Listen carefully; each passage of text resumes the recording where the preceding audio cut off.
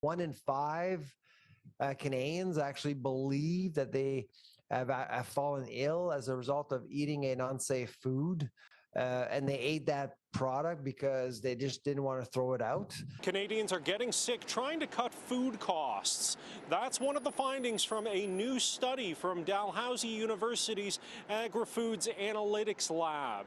Polling over 9,000 Canadians, it found over half were willing to eat food close to or even past the best before date. 58%, the majority of Canadians are actually more enticed to actually eat a product that is close or past its best before date, more so than last year as a result of higher food prices. That's certainly one number that surprised us. It was much higher than expected. It's important to remember a best before date isn't an expiry date. Food past the best before date can still be edible, but won't necessarily keep freshness, taste, or nutritional value. But Sylvain Charlebois says it's still a risk, one that more Canadians are taking. Charlebois says a positive take might be that Canadians are producing less food waste.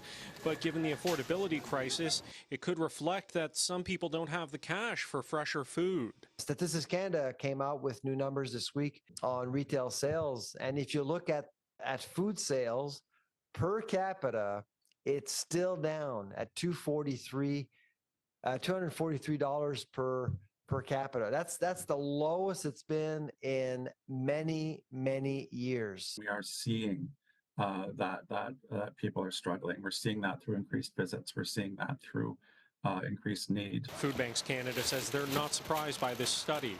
Stats Can's Canadian Income Survey, released Friday, shows a similar situation. Stats Can found 23% of people live in a food-insecure household, nearly 9 million Canadians. And Food Banks Canada's own figures show sharp rises in food bank usage. This confirms what we saw a year ago when food bank usage reached its highest levels. We saw 2 million visits in a month alone last year, and that was the highest we've ever seen, which was a 30% increase from the year before and almost an 80% increase from before the pandemic. In Ottawa, Shally Lee, City News.